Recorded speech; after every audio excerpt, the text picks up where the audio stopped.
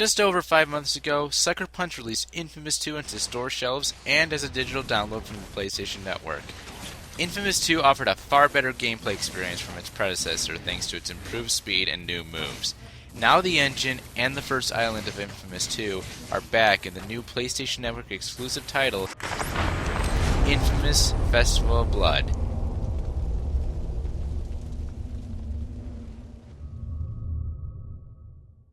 The game tells a story of how the demon of New Marais, Cole McGrath, became and conquered his vampire affairs in just one night.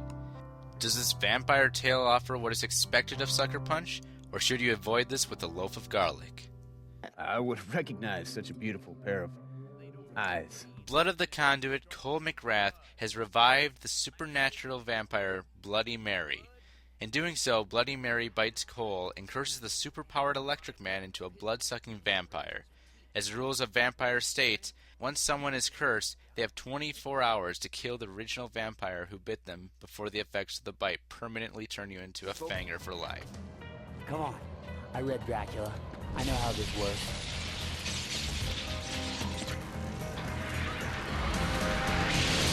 I control you now. In fact, come sunrise, all of your free will be mine. Screw you. Cole, however, only has 8 hours before the sun rises to vanquish him, but a bigger plot around the daytime thickens throughout the 4-hour campaign. The game appears to take place someplace in between Infamous 2, even though it's chronologically impossible, leaving fans scratching their heads at times. The game itself could have been a part of Infamous 2 in all honesty, since it practically is Infamous 2 when it comes down to its roots. The overall outcome of the story does not matter, since the entire game feels more of a parody of an Infamous game rather than a full-fledged campaign. Another major flaw with the story is not giving the newer and unfamiliar players of the Infamous universe a backstory to Cole McGrath, though this claim could be countered by Infamous being easily accessible to the masses thanks to the Welcome Back program earlier this year. People who want to try an Infamous game should probably start with the original and avoid using this as an entry-level game, unless you anticipate taking the massive plot holes like a grain of salt. Newcomers will feel out of place, and the fans will feel the story is out of place thanks to Infamous 2. If you remove the continuity part, though, the game is an interesting tale and is able to keep players engaged. Overall, the story receives a 6 out of 10.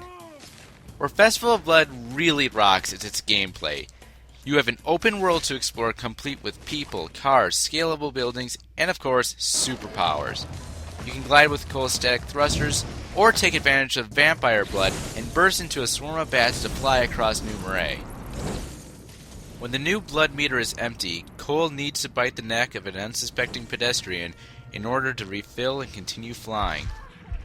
And when Cole runs out of electricity, you can power him up by holding L2, which also regenerates Cole's health when he is injured. The game revolves around missions, but most of them seem they all involve going from point A to point B, with X number of vampire enemies in between. Embrace the hidden world. New moves and upgrades are no longer unlocked by experience points this time around, but rather performing certain tasks.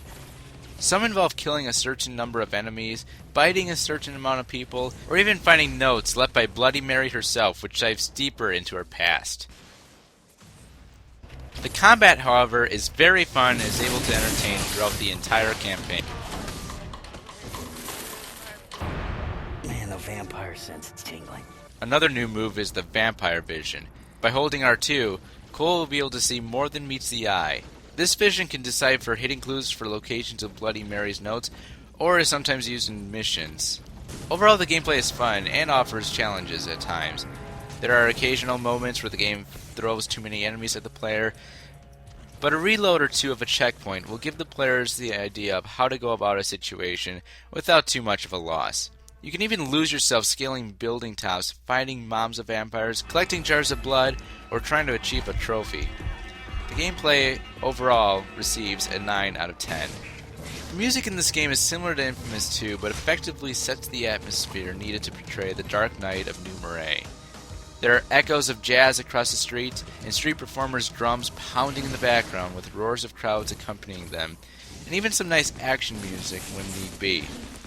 She threatened to dress me up in a sailor outfit, Z. Eric Ladin reprises the role of Cole McGrath, So if you didn't mind the slight southern accent in Cole's voice from Infamous 2, then you'll be welcoming him back. Just don't expect a lot of speaking roles for Cole this time around. Caleb Moody really takes the cake as Zeke, Good. Glad to hear that. with a narrative voice that keeps players engaged and is able to deliver his ahead. role flawlessly. These beers aren't gonna drink themselves. Overall, the sound receives a 10 out of 10. Given that this game is a $10 purchase for the PlayStation Network, you really can't go wrong. And in all honesty, you could do a lot worse with $10. Even Ratchet's mini adventure, Quest for Booty, was a $15 game for a 2-hour game. The game may lack key elements like chromatic changes that the series is known for, but even with those lost elements, the game still delivers a fun experience that can get you into the Halloween spirit. Infamous Festival of Blood receives an 8.3 out of 10.